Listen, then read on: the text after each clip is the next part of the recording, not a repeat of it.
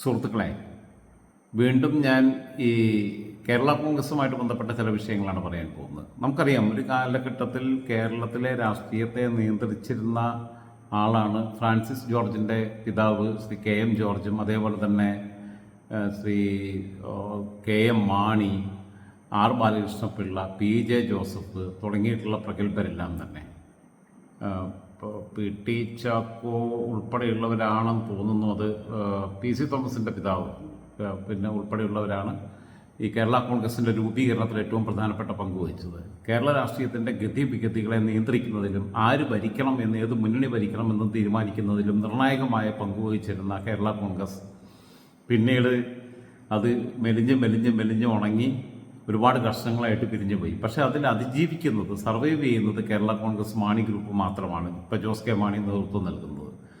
Roshy Augustine youth ഫ്രണ്ടിൻ്റെ എമ്മിൻ്റെ സംസ്ഥാന പ്രസിഡന്റ് ആയതിനു ശേഷം പിന്നീട് അദ്ദേഹത്തിൻ്റെ തുടർച്ച എന്ന രീതിയിലാണ് ജോസ് കെ മാണി. അദ്ദേഹം പിന്നെ LICയിലായിരുന്നു, ഇൻഷുറൻസ് മേഖലയിലെ ഉയർന്ന ജോലി രാജിവെച്ച് രാഷ്ട്രീയത്തിലേക്ക് ഇറങ്ങുന്നത്. ഇന്ന് അദ്ദേഹത്തിൻ്റെ പാർട്ടി മാത്രമാണ് കേരള കോൺഗ്രസ്സിൽ പ്രസക്തമാകുന്നത്. വളരും തോറും വളരുകയും ചെയ്യുന്ന പാർട്ടി എന്ന് കെ എം മാണി തന്നെ അതിനെക്കുറിച്ച് പറഞ്ഞിട്ടുണ്ട്. കാരണം ഇടയ്ക്കിടയ്ക്ക് വളരും, ഇടയ്ക്കിടയ്ക്ക് അതിലുള്ള ഓരോ നേതാക്കന്മാരുടെയും പേരിൽ പാർട്ടിയാണ്. കേരള കോൺഗ്രസ് ബി, ബാലകൃഷ്ണപിള്ള എന്നാണ് ബി എന്ന് പറഞ്ഞാൽ. കേരള കോൺഗ്രസ് ജേക്കബ് വിഭാഗം, അത് TN ജേക്കബിൻ്റെ പാർട്ടി. കേരള കോൺഗ്രസ് എം, അത് മാണി വിഭാഗം. പിന്നെ സ്കറിയ തോമസ് മറ്റൊരു മറിച്ചത് ജെട്ടി രാജുവിൻ്റെ പേരിലുണ്ട്. അത് ജെട്ടി രാജു LDFൻ്റെ കൂടെയാണ് ഇപ്പോൾ ഉള്ളത്. അങ്ങനെ പല മുന്നണികളിലായിട്ടാണ് കേരള കോൺഗ്രസ്സുകൾ നിൽക്കുന്നത്. കേരള കോൺഗ്രസ്സുകൾ അങ്ങനെ നിൽക്കുമ്പം അതിൽ ശ്രദ്ധിക്കേണ്ടത്, ജേക്കബ് ഗ്രൂപ്പിൻ്റെ പിന്നെ MLA ആയിട്ടുള്ള അനൂപ് ജേക്കബ്, പിറവത്ത് നിന്നുള്ള MLA ആയിട്ടുള്ള അനൂപ് ജേക്കബ്, പിതാവ് 2011 അവസാനം മന്ത്രിയായിരിക്കുമ്പം മരണപ്പെടുമ്പം പിതാവിനെ മുമ്പൊരിക്കൽ തോൽപ്പിക്കുകയും പിന്നീട് പിതാവിനാൽ തോൽപ്പിക്കപ്പെടുകയും ചെയ്ത ML ജേക്കബിനെ പരാജയപ്പെടുത്തിക്കൊണ്ടാണ് അവിടെ നിന്ന് മത്സരിച്ച് വിജയിക്കുന്നത്. അദ്ദേഹത്തിൻ്റെ ഈ ML ജേക്കബിൻ്റെ പിതാവ് മുമ്പ് ഉടുമ്പൻചോലയിൽ നിന്ന് മത്സരിച്ച്, ഉടുമ്പൻചോലയിൽ നിന്നാണ് പേരുപെട്ടതാണ്, ഇടുക്കിയിൽ നിന്ന് മത്സരിച്ച് പിന്നെ കമ്മ്യൂണിസ്റ്റ് പാർട്ടിയുടെ സ്ഥാനാർത്ഥിയായിട്ട് മത്സരിച്ച് കേരളത്തിൽ മന്ത്രിയാവുകയൊക്കെ ചെയ്തിട്ടുള്ളതാണ്. അങ്ങനെ സ്വന്തം പിതാവിനെ ഒരിക്കൽ പരാജയപ്പെടുത്തുകയും പിന്നീട് പിതാവിനാൽ പരാജയപ്പെടുകയും ചെയ്ത അതേ ജേക്കബിനെ പിന്നെ അനൂപ് ജേക്കബ് ബൈ-ഇലക്ഷനിൽ, പിതാവ് മരണപ്പെട്ടതിന് ശേഷമുള്ള ബൈ-ഇലക്ഷനിൽ പരാജയപ്പെടുത്തുന്നു. സ്വന്തം ബൂത്തിൽ പോലും മറ്റേ ജേക്കബ് പിന്നിപ്പോവുകയും ചെയ്തു. അതാണ് എൻ്റെ ഇപ്പോൾ സ്വരാജ് നിലമ്പൂരിൽ സ്വന്തം ബൂത്തിൽ പിന്നിൽ പോയതുപോലെ തന്നെ സ്വന്തം അയൽക്കാർ ഇടയിൽ സ്വീകാര്യനല്ലാത്തതുപോലെയുള്ള ഒരവസ്ഥയാണെന്ന് പിന്നെ എതിർ സ്ഥാനാർത്ഥിയായിരുന്ന LDFൻ്റെ സഖാവ് ML ജേക്കബിനുണ്ടായത്. പിന്നെ എന്നുള്ളത് ജെട്ടി രാജുവാണ്, തിരുവനന്തപുരത്തു നിന്നുള്ള ജെട്ടി രാജു. എന്താണ് ജനാധിപത്യ കേരള കോൺഗ്രസോ അങ്ങനെ എന്തൊരു സാധനമാണ്, അയാളേ ഉള്ളൂ. അയാളുടെ കൂടെ ഈ കേരള കോൺഗ്രസ്സിലുണ്ടായിരുന്ന മാധ്യമപ്രവർത്തകൻ ആണെന്നൊക്കെ പറയുന്നു. മനോരമയിലുണ്ടായിരുന്നു. ചില ആൾക്കാർ പറയുന്നു മനോരമയിൽ പരസ്യം പിടിക്കുന്ന പരിപാടിയായിരുന്നു, സർക്കുലേഷൻ്റെ എന്തോ വകുപ്പിൽ ജോലി ചെയ്തതാണ്. ഇനി പല പ്രാദേശിക ലേഖനമായിട്ട് വർക്ക് ചെയ്തിട്ടുണ്ടോ എന്നല്ല. ഇപ്പോൾ സ്വന്തമായിട്ട് ചാനലൊക്കെ ഉണ്ട്. ഞാനായിട്ട് നല്ല ബന്ധമാണ്. ഞാൻ വരെ പുള്ളിയെ വിളിക്കാൻ പോയില്ല. ബെന്നി കോട്ടപ്പുറം, അദ്ദേഹം ഓർത്തഡോക്സ് സഭക്കാരനാണ്. ഓർത്തഡോക്സ് സഭയിലെ ചർച്ച് പൊളിറ്റിക്സിലാണ് പുള്ളിക്ക് താല്പര്യം. പുള്ളിയുടെ 3 പെൺമക്കളാണ്. ആദ്യ ഭാര്യ മരിച്ചു, പിന്നെ രണ്ടാമത് വേറെ വിവാഹം കഴിച്ചിട്ടുണ്ട്.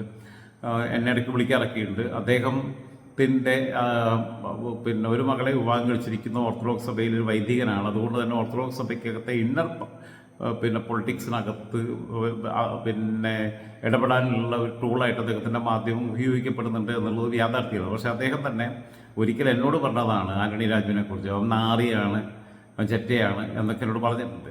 അദ്ദേഹം അന്ന് ഓർത്തഡോക്സ് സഭയിൽ തന്നെ തിരുവനന്തപുരത്ത് ഉള്ള ഒരു പിന്നെ ആ കുളത്തോടെയുള്ള ഒരു പിന്നെ വൈദികൻ തോമസ് അച്ഛൻ്റെ വീട്ടിൽ ഉച്ചയൂണൊക്കെ സംഘടിപ്പിച്ചൊക്കെ കഴിഞ്ഞിട്ട് വന്നിട്ടാണ് എന്നോട് പറഞ്ഞിട്ടുള്ളത്. അവൻ ചെറ്റയാണ്, എന്നാലും നമുക്ക് പിന്നെ ആവശ്യമുണ്ട് എന്നുള്ള രീതിയിൽ പറഞ്ഞിട്ടുണ്ട്. അങ്ങനെ അന്ന് പിന്നെ മത്സരിച്ച് വിജയിച്ച് കുറച്ചു കാലം മന്ത്രിയായിട്ടൊക്കെ ഇരുന്ന് പിന്നെ മന്ത്രിസ്ഥാനം മാറി. പിന്നെയാണ് ഈ ജെട്ടി രാജു എന്നുള്ള പേര് വീണ്. അറിയാലോ, കോടതിയിലെ തുണ്ടി മുതലിനകത്ത് കൃത്രിമം നടത്തിയതിൻ്റെ ഭാഗമായിട്ട് അയാളാണ് LDFൻ്റെ ഭാഗമായിട്ടുള്ളത്.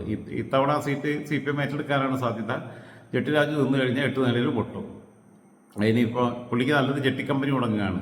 തിരുപ്പൂര് പോയിട്ട് ജെട്ടി കമ്പനി, ബനിയൻ ക്ലോത്തിൻ്റെ പരിപാടിയൊക്കെ തുടങ്ങുകയാണ് നല്ലത്. കാരണം അതിൽ വളരെ വിദഗ്ധനാണ്. അതിൻ്റെ അളവും സൈസും ഒക്കെ അങ്ങോട്ടും ഇങ്ങോട്ടും മാറ്റാനും പിടിക്കാനും ഒക്കെ പറ്റുന്ന നല്ല എലാസ്റ്റികതയുള്ള ആളാണ്. എലാസ്റ്റിക് ജെട്ടിയിൽ വലിയ പ്രധാനപ്പെട്ട ഇമ്പോർട്ടൻ്റ് ആയിട്ടുള്ള ഘടകവുമാണ്. പിന്നെ ഒന്നുള്ളത് പിന്നെ അനൂപ് ജേക്കബാണ് ഇവർക്കുള്ളതെന്ന് ഞാൻ പറഞ്ഞു. പിന്നെ ജോസഫ് UDFൻ്റെ ഭാഗമായിട്ടാണ് 3 നിൽക്കുന്നത്. മൂന്നെണ്ണം നിൽക്കുമ്പം ജോസ് കെ മാണിക്ക് 5 സീറ്റുണ്ട്, പി ജെ ജോസഫിന് 2 സീറ്റ്. പി ജെ ജോസഫും മോഡ് ജോസഫും മാത്രമാണ് അവരുടെ മത്സരിച്ച് വിജയിച്ചത്. അപ്പോൾ അതിൻ്റെ ഒരു കണക്കെടുത്ത് നോക്കുമ്പോൾ നിങ്ങൾ ശ്രദ്ധിക്കേണ്ട ഒരു കാര്യം, ഇപ്പം പിന്നെ ഗണേഷ് കുമാറുണ്ട് എൽ ഡി എഫിൻ്റെ ഭാഗമായിട്ട് ജെട്ടി രാജുവും ഗണേഷ് കുമാറും, ഇപ്പുറത്ത് 3 പേര്. ജേക്കബ് ഗ്രൂപ്പിൻ്റെ അനൂപ് ജേക്കബ് ഒരു സീറ്റ്, പി ജെ ജോസഫ് ഗ്രൂപ്പിന് 2 സീറ്റ്, മോഡ്സ് ജോസഫ് കടുത്തുരുത്തിയിലും അതേപോലെ തന്നെ തൊടുപുഴയിൽ പി ജെ ജോസഫും, അനൂപ് ജേക്കബ് പിറവത്ത്. അപ്പുറത്ത് ഗണേഷ് കുമാർ, ബാലകൃഷ്ണ പിള്ള ഗ്രൂപ്പിൻ്റെ ഗണേഷ് കുമാർ പത്തനാപുരത്ത് കാലങ്ങളായിട്ട് ജയിച്ചു വരുന്ന മന്ത്രിയാണ്. ജെട്ടി രാജു തിരുവനന്തപുരത്ത്.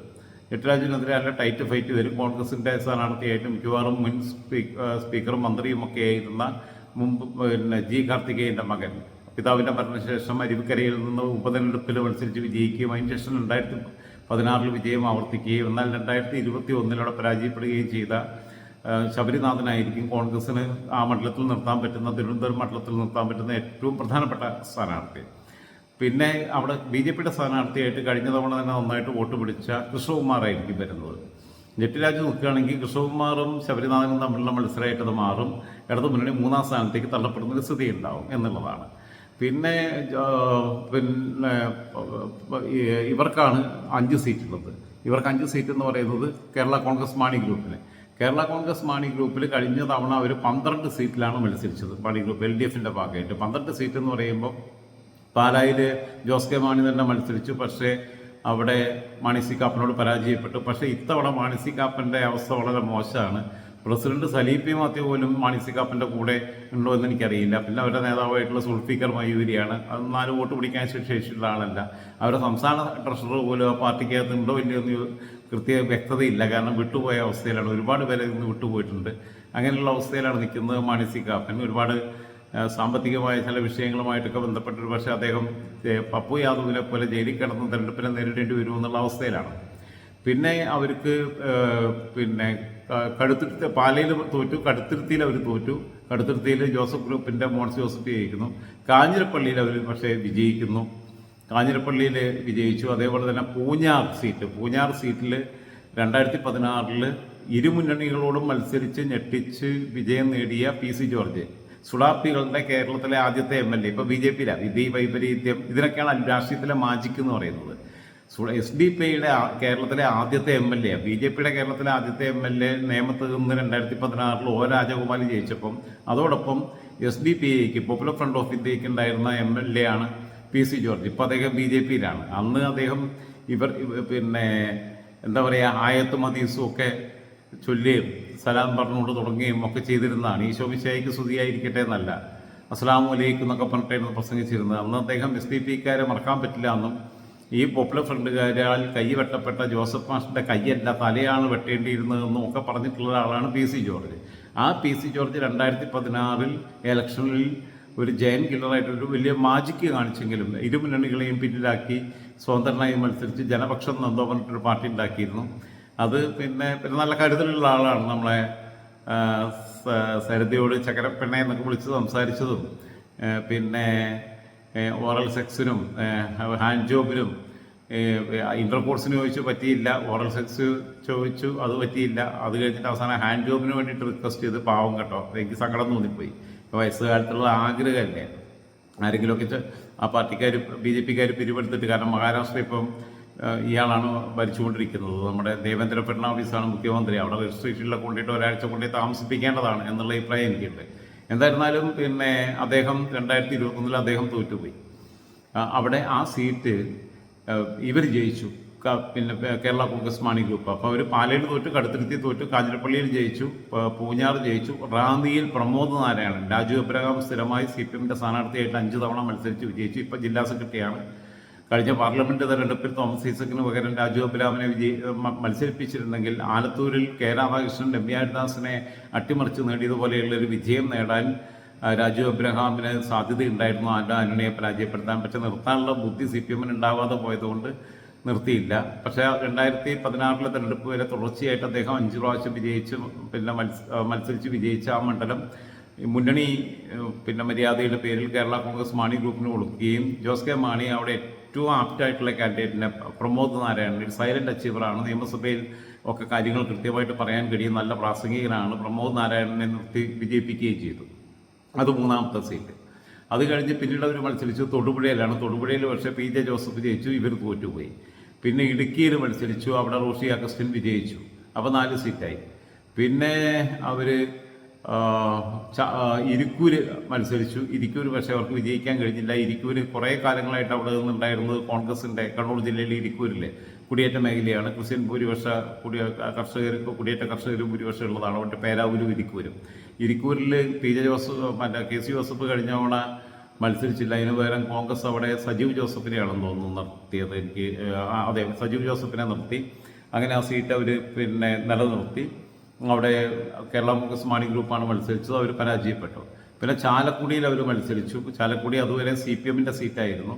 CPM സീറ്റ് കഴിഞ്ഞ തവണ LDF മുന്നണി മര്യാദയുടെ പേരിൽ കേരള കോൺഗ്രസ് മാണി ഗ്രൂപ്പിന് കൊടുത്തെങ്കിലും അവിടെ സനീഷ് ജോസഫ് കോൺഗ്രസിന് വേണ്ടിയിട്ട് ആ സീറ്റ് 3 തവണ CPM ഏരിയ സെക്രട്ടറിക്ക് ആയിരുന്ന BD ദേവസി തുടർച്ചയായിട്ട് മത്സരിച്ച് വിജയിച്ച ആ സീറ്റ് സനീഷ് ജോസഫ് ഇടതു തരംഗത്തിലും പിടിച്ചെടുത്തു. അവിടെ പിന്നീട് അവർ മത്സരിച്ചത് പെരുമ്പാവൂരാണ്. പെരുമ്പാവൂരും CPM സ്ഥിരമായി മത്സരിക്കുകയും വിജയിക്കുകയും ഒക്കെ ചെയ്തിരുന്നതാണ്.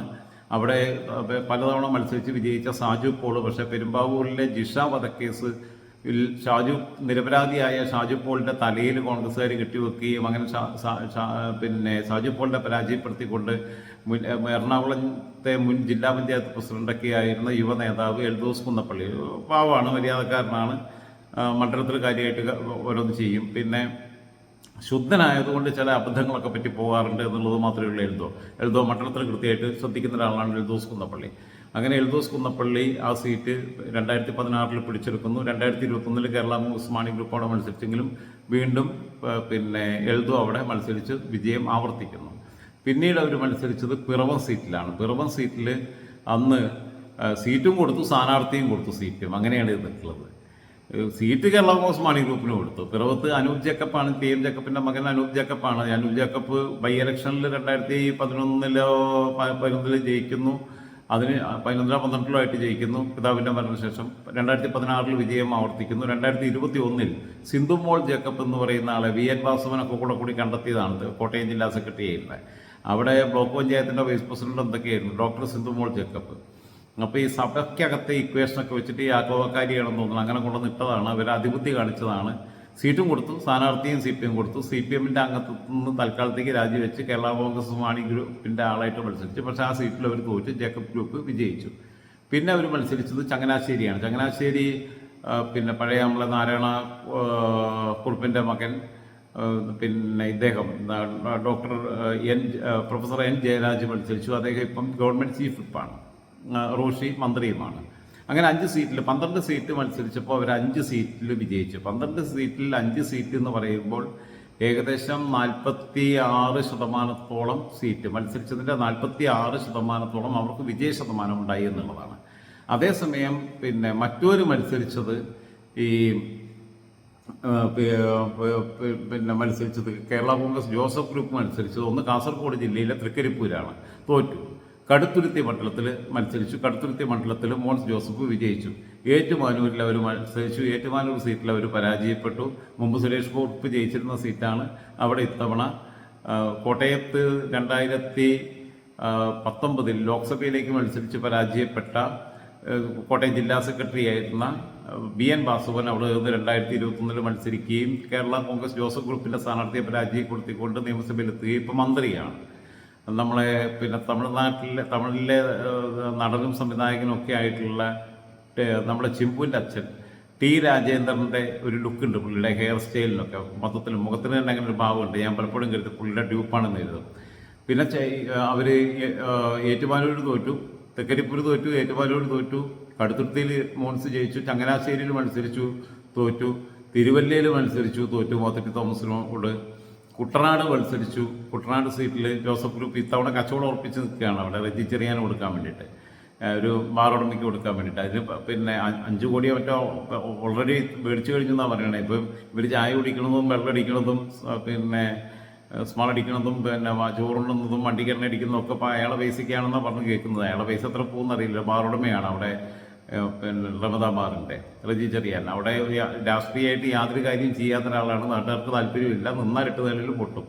പിന്നെ ഒരു തൊടുപുഴ സീറ്റിൽ പി ജെ ജോസഫിൻ്റെ തുടർച്ചയായിട്ട് മത്സരിച്ച് വിജയിച്ചുകൊണ്ടിരിക്കുന്ന, ഒരു തവണ മാത്രം സമീപകാലത്ത് പി ടി തോമസിനോട് പരാജയപ്പെട്ടു, പക്ഷേ വീണ്ടും വിജയം ആവർത്തിച്ച് 20,000 പരം വോട്ടിന് കഴിഞ്ഞ തവണ അദ്ദേഹം വിജയിച്ചു. അദ്ദേഹത്തിൻ്റെ പകരം ഇത്തവണ അദ്ദേഹത്തിൻ്റെ മകൻ അപ്പു ജോസഫ് ആയിരിക്കും അവിടെ മത്സരിക്കുന്നത് തൊടുപുഴ സീറ്റിൽ. തൊടുപുഴയും കടുത്തുരുത്തി മാത്രമാണ് അവർ ജയിച്ചത്.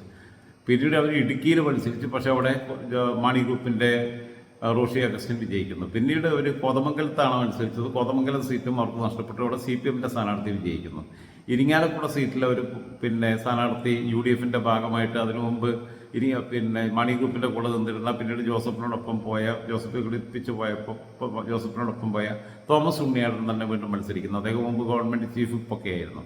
തോമസ് ഉണ്ണിയാടനോട് പരാജയപ്പെട്ടു. അവിടെ BJP-യുടെ സ്ഥാനാർത്ഥിയായിട്ട് മത്സരിച്ച മുൻ DGP ജേക്കബ് തോമസ് നന്നായിട്ട് വോട്ട് പിടിച്ചു. അത് ഏറെയും പിടിച്ചത് UDF ക്യാമ്പിൽ നിന്നാണ്. അങ്ങനെ CPM പൊളിറ്റ് ബ്യൂറോ മെമ്പറായിട്ടുള്ള, ഇടക്കാലത്ത് സംസ്ഥാന സെക്രട്ടറിയുടെ ചുമതലയുണ്ടായിരുന്ന, SFIയുടെ മുൻ അഖിലേന്ത്യാ പ്രസിഡൻ്റായിരുന്ന വിജയരാഘവൻ്റെ ഭാര്യ R ബിന്ദു, കേരള കോളേജിൽ അധ്യാപികയായിരുന്നു. പ്രിൻസിപ്പളുടെ ചുമതലയിൽ കുറച്ചു കാലം ഉണ്ടായിരുന്നു. R ബിന്ദു വിജയിക്കുന്നു. അവിടെ നിന്ന് മത്സരിച്ച് വിജയിച്ച് അവർ മന്ത്രിയാവുന്നു. അപ്പോൾ ഞാൻ പറഞ്ഞ 2 സീറ്റാണ് അവരെടുത്തുള്ളത്, മറ്റവരടുത്ത് 5 സീറ്റ്. 10 സീറ്റിലാണ് UDF-ൻ്റെ ഭാഗമായിട്ട് ജോസഫ് ഗ്രൂപ്പ് മത്സരിക്കുന്നത്. അതിൽ 2 സീറ്റ് എന്ന് പറയുമ്പം അവരുടെ വിജയ ശതമാനം എന്ന് പറയുന്നത് 20%. മറ്റവരുടെ വിജയ ശതമാനം എന്ന് പറയുന്നത് ഏകദേശം 46% മാണി ഗ്രൂപ്പിൻ്റെത്. പിന്നെ ഇതിനകത്തുള്ളത് നിങ്ങൾ ശ്രദ്ധിക്കേണ്ട അടുത്ത ഒരു, ഇവർ തമ്മിൽ മത്സരിച്ച ജോസഫും മാണിയും കൂടി പരസ്പരം പോരാടിയ 2 മണ്ഡലങ്ങളിൽ 2ഇടത്ത് UDF-ഉം 2ഇടത്ത് LDF-ഉം ജയിച്ചു. കടുത്തുരുത്തിയിലും ചങ്ങനാശ്ശേരി, തൊടുപുഴ, ഇടുക്കി, ഈ 4 മണ്ഡലങ്ങളിലാണ്. അതിൽ പിന്നെ തൊടുപുഴയിലും കടുത്തുരുത്തിയിലും ജോസഫ് ഗ്രൂപ്പും ജയിച്ചു. ചങ്ങനാശ്ശേരിയിലും ഇടുക്കിയിലും മാണി ഗ്രൂപ്പും ജയിച്ചു. ഇനി അതുപോട്ടെ, ഇനി അടുത്തൊരു കണക്കിലേക്ക് പോവുകയാണെന്നുണ്ടെങ്കിൽ, ഞാൻ പറഞ്ഞല്ലോ മൊത്തം ഇപ്പോൾ UDF-ൻ്റെ ഭാഗമായി നിൽക്കുന്ന കേരള കോൺഗ്രസ്സുകളുടെ കണക്ക് എടുക്കാം. UDF-ൻ്റെ ഭാഗമായിട്ടുള്ള കേരള കോൺഗ്രസ്സുകൾക്ക് 8 സീറ്റാണ്. UDF-ൻ്റെ ഭാഗമായിട്ടുള്ള